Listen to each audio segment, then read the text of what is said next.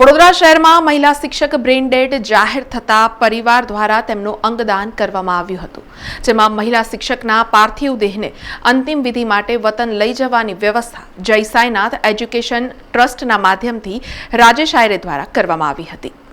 વડોદરા શહેરના સમા વિસ્તારમાં આવેલી શાંતિનગર સોસાયટી ખાતે રહેતા 50 વર્ષીય કિરણબેન ખેરવા સમા વિસ્તારમાં આવેલી શ્રીરામ સૈનિક હિન્દ વિદ્યાલય ખાતે શિક્ષક તરીકે સેવા આપતા હતા। ગત 20મી તારીખે રાત્રિના સમયે લગ્ન પ્રસંગ પૂર્ણ કરી તેઓ પોતાના દ્વિચક્રી વાહન પર પરત ફરી રહ્યા હતા। આ વેળાએ તેઓ ગાડી પરથી પડી જતા તેમને માથાના ભાગે ગંભીર ઈજા થઈ હતી,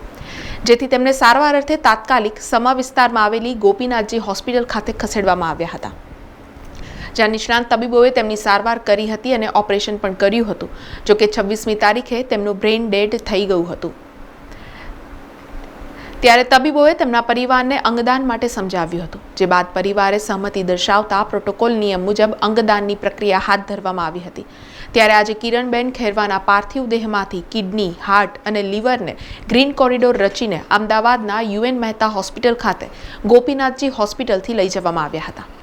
ये लगन में गया था, रास्ता में આવતા एक्सीडेंट થઈ ગયો,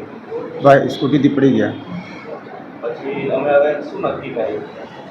હવે અમે હોસ્પિટલમાં એ નક્કી કર્યો કે એમનો બ્રેન ડેડ થઈ ગયું છે,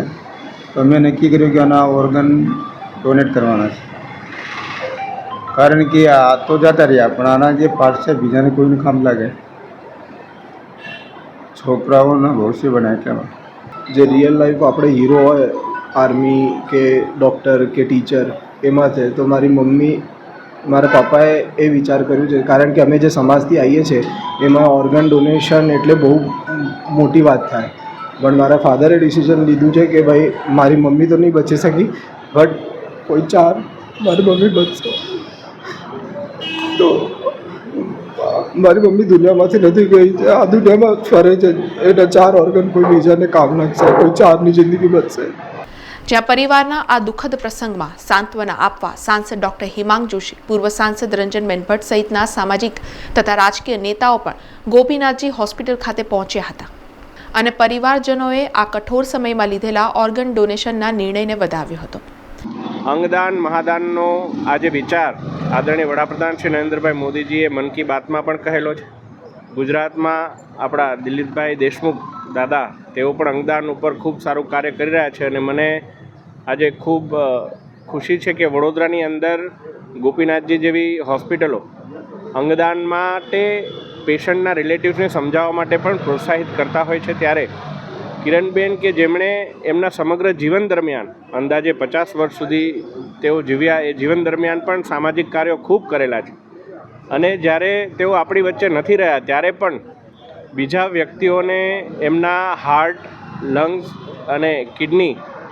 એમના દ્વારા એમને જીવનદાન આપવાનો પ્રયત્ન કરવાના છે। ત્યારે હું સૌ પ્રથમ તો કિરણબેનના આત્માને સદગતિ મળે, પ્રભુ ચરણમાં સ્થાન મળે અને એમના પરિવારને આ દુઃખ સહન શક્તિ કરવાની એક શક્તિ આપે, એ પ્રકારે ભગવાનને પ્રાર્થના કરું છું અને સાથે સાથે એમના પરિવારને પણ અભિવાદન આપું છું કે એમણે આ કઠોર પરંતુ ખૂબ જ અગત્યનો નિર્ણય લઈ અને અંગદાન માટેનું આ એક સારી પહેલ કરી છે। मैं परिवार को बहुत अभिनंदन करती हूँ। बहुत दुख भी है, भैया के पत्नी जाने का एक दुख है, बेटे को अपनी माँ जाने का दुख है, लेकिन एक सेवा भी इतनी बड़ी कर रहे हैं कि किसी को किडनी मिलेगी, किसी को अपना हार्ट मिलेगा, लंग्स मिलेगा, तो ये भी बहुत बड़ा पुण्य का काम भी वो कर रहे हैं। परिवार की पत्नी यानी वो भी जाएगी तो किसी का मन स्वस्थ नहीं रहता है, लेकिन हमारे भाई ने और परिवार ने जो निर्णय लिया है कि दूसरे की ज़िंदगी बचाना, ये बहुत बड़ा निर्णय है। मैं जो परिवार के ऊपर दुख आया है उनको सहन करने की शक्ति देने का भगवान से प्रार्थना करती हूँ, और जो भी परिवार के अंदर ये अपना ऑर्गन जाएगा उनका, तो वो 3 या 4 लोगों के अंदर उसका ये अंग जाएगा, तो वो 4 लोगों में उनकी पत्नी जीवित रहेगी, ऐसा ज़रूर हम सब मानते हैं भगवान उनको बहुत शक्ति दे। ડૉક્ટર દ્વારા ખૂબ પ્રયાસ કરવામાં આવ્યું પણ ભગવાનને જે મંજૂર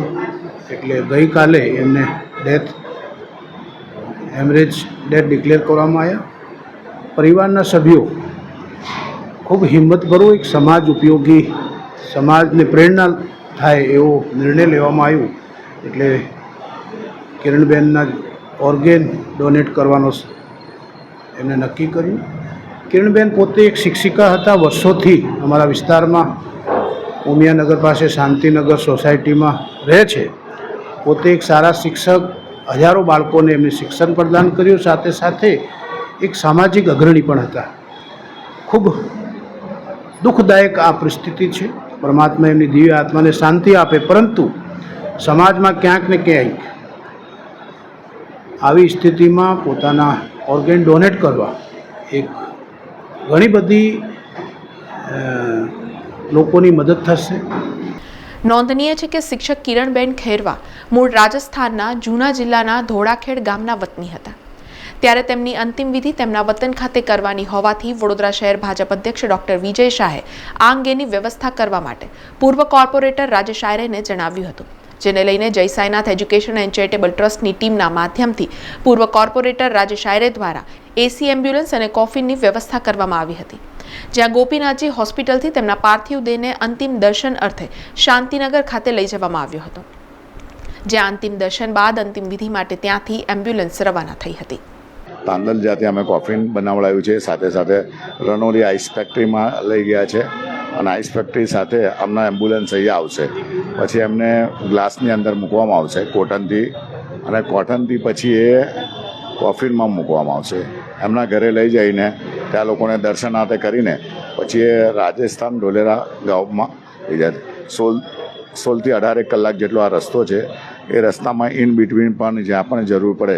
આઈસ છે, બધું છે, તો સાથે 2-3 ગાડીઓ પણ સાથે રહેવાની છે। તો આપણા માધ્યમથી કહીએ છીએ કે હું એવું માનું છું કે આ એક દુઃખના પ્રસંગે પણ એમના પરિવારે આ સંકટ લઈને પણ લોકોને ઉપયોગ બને એવા ઓર્ગન પોતે ડોનેટ કરી રહ્યા છે, તો એમની સાથે રહીને બધો સમાજ આજે ડૉક્ટર મુકાની પણ ગઈકાલે રાત્રે એમના દીકરા અજયભાઈ સાથે પણ મારી રાત્રે વાત થઈ। હું રાત્રે 12 થી 2 વાગ્યા સુધી આવ્યો હતો અને રાત્રે ચર્ચા કર્યા બાદ આજે સવારે બધું જે પ્લાનિંગ હતું એ પ્રમાણે એમનો દેહ અહીંથી લઈ જશે।